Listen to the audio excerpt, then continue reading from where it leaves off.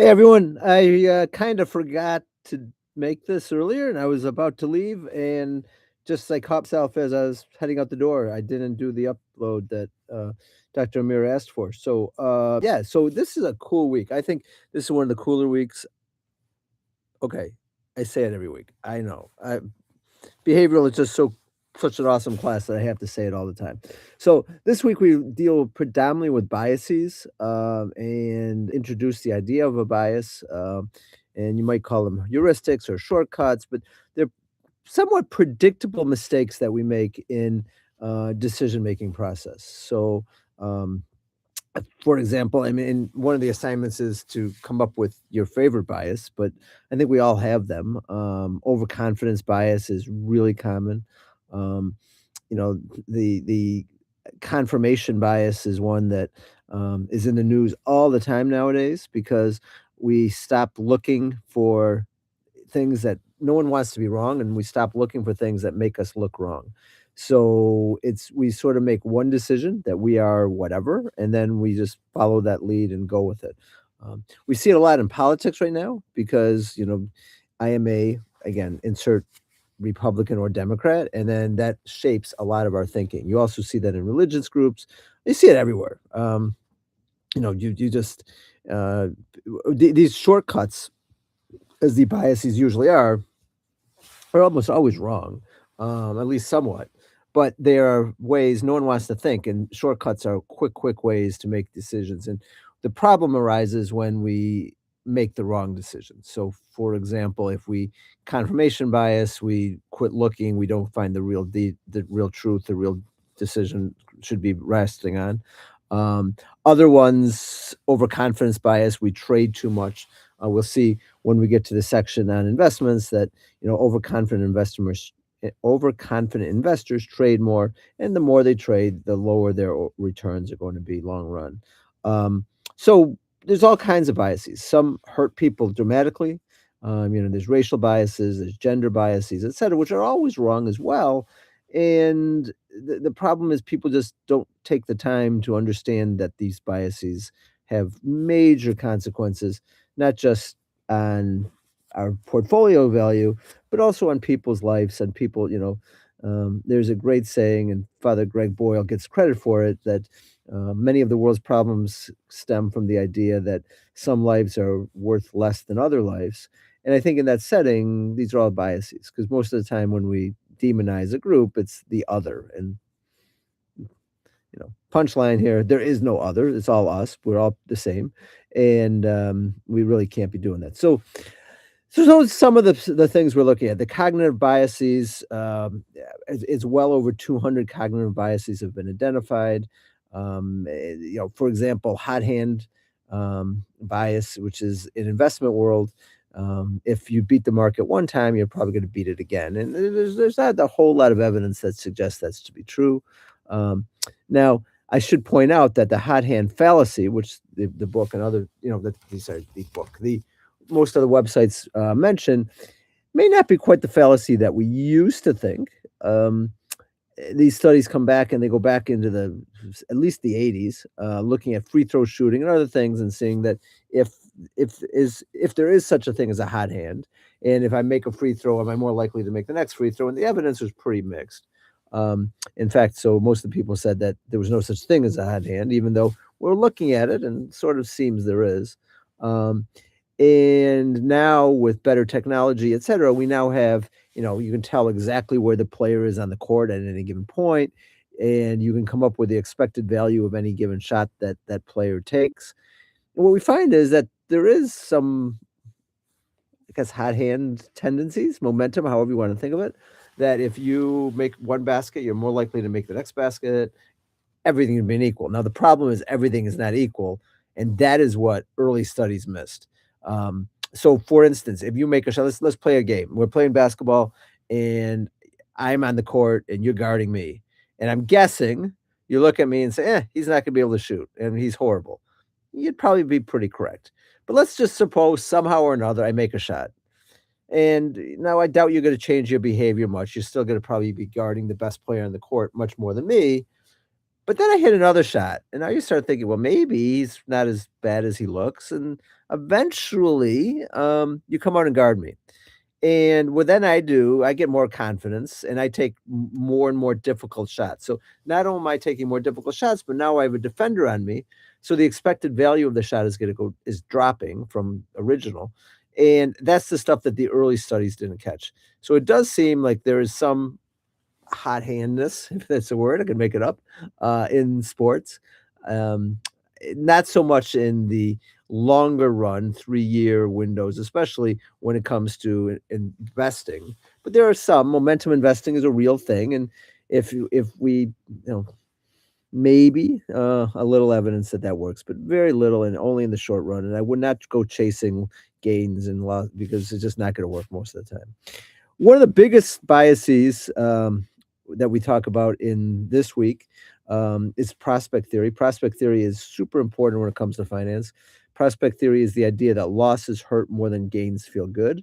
So if you take the absolute value of the utility change for a dollar loss versus a dollar gain, the loss hurts really bad in comparison.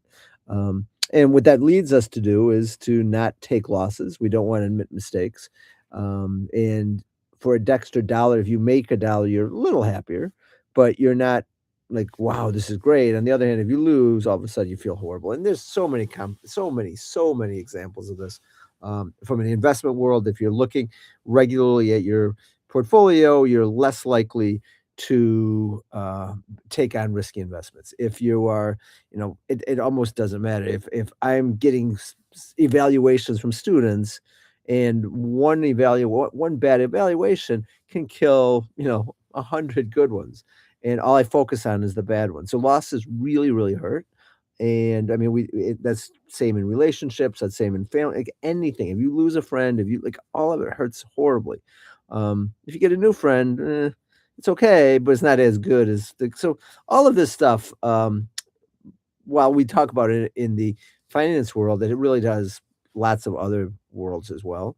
Um, Impact of heuristics and brain shortcuts, we sort of hinted at already, but they're just a shorthand way of thinking. And heuristic, you can think of as a rule of thumb. So if your rule of thumb is I don't trust outsiders or whatever, that's a really fast decision process that you don't need to consider. You don't need to think. Thinking is hard. No one wants to do it. So we follow these shortcuts and they tend to be wrong more often than not. I can give you from finance, for example, the 100 minus your age, which is sometimes used as a thumbnail guessed heuristic for how much you should be invested in equities.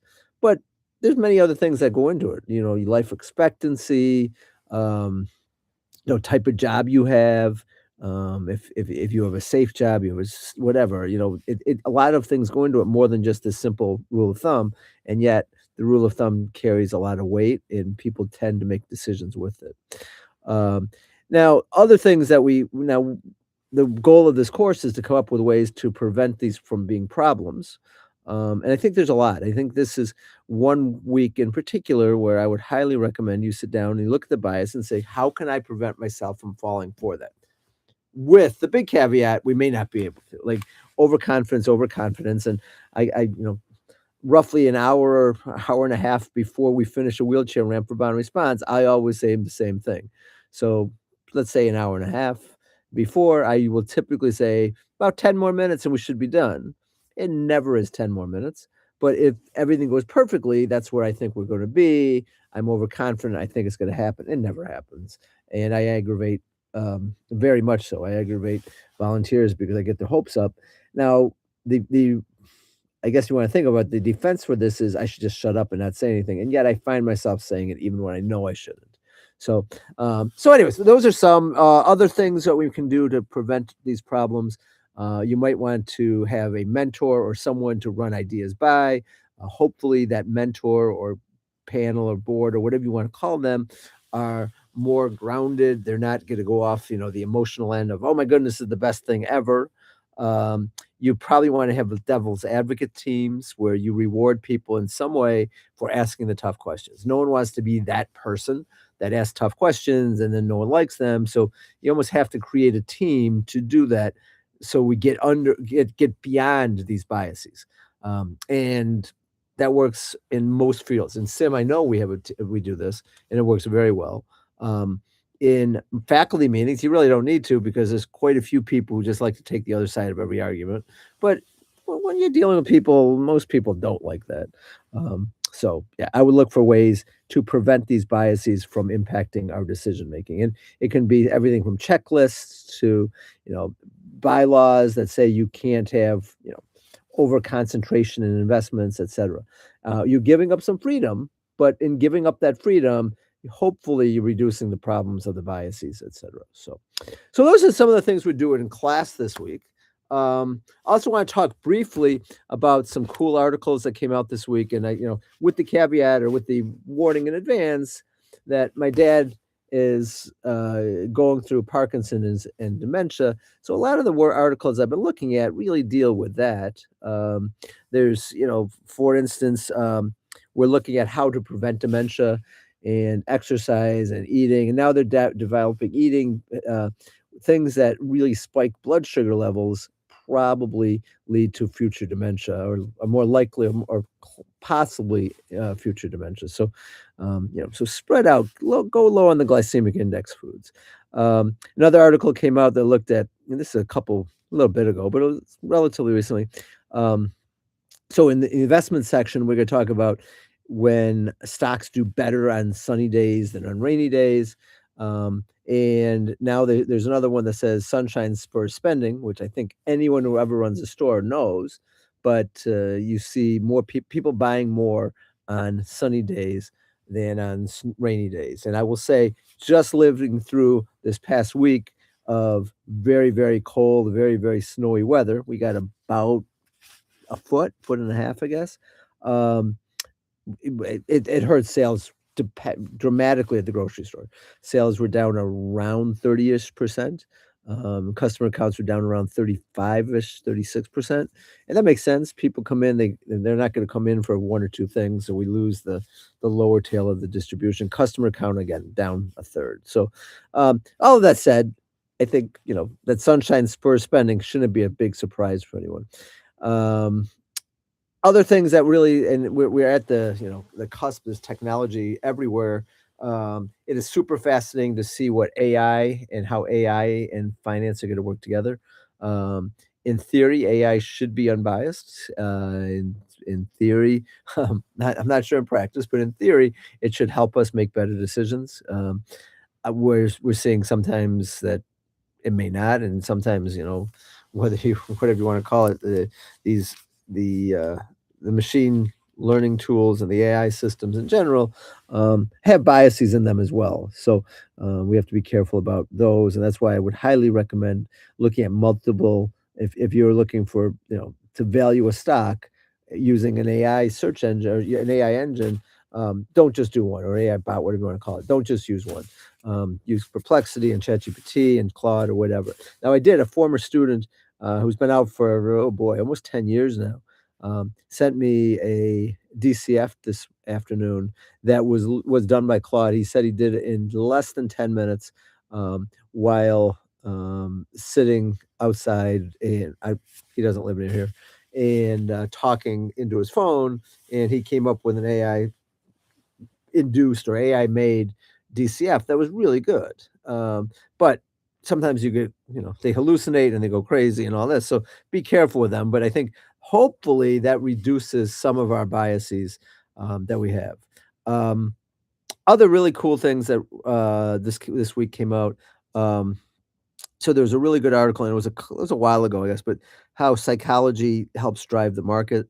A really cool podcast. If I will try to share it below, really cool podcast this past week, looking at why the top 7 firms, have gotten so big, especially in tech stocks. And the idea is that everyone is afraid of technology. At some level, we're afraid of losing our jobs. At some level, there's so much change going on that you don't know where to turn.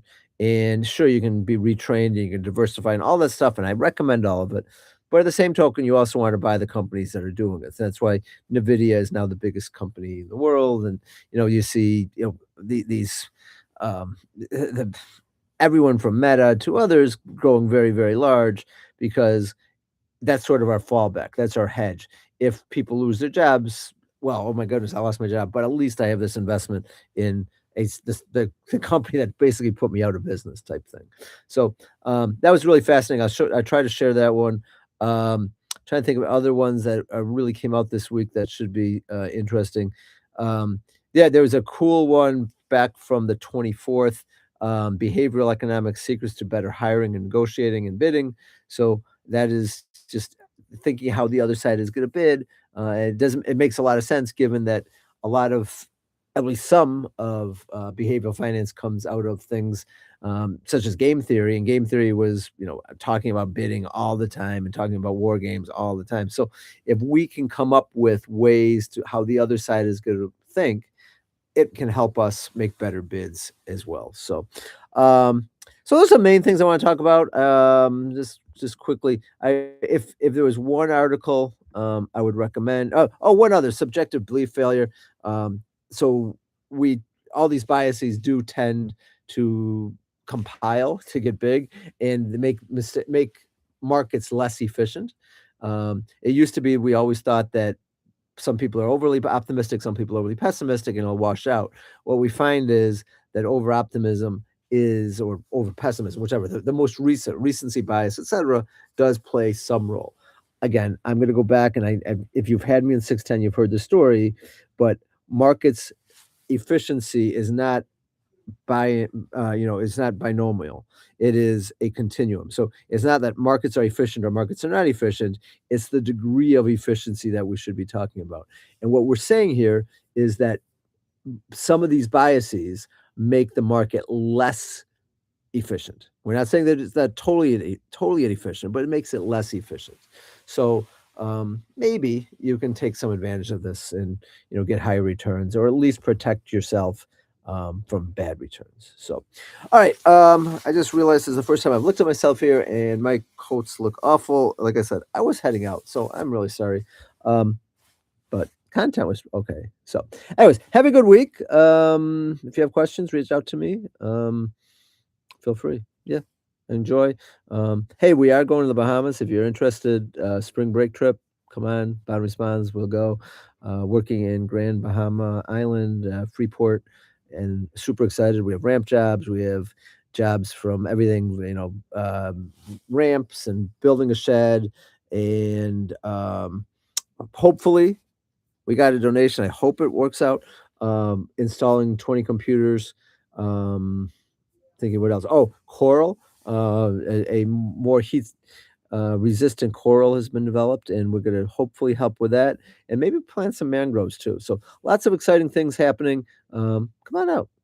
What do you have to lose? It'll be fun. So, okay. Thanks everyone. Stay warm wherever you are. It's probably cold.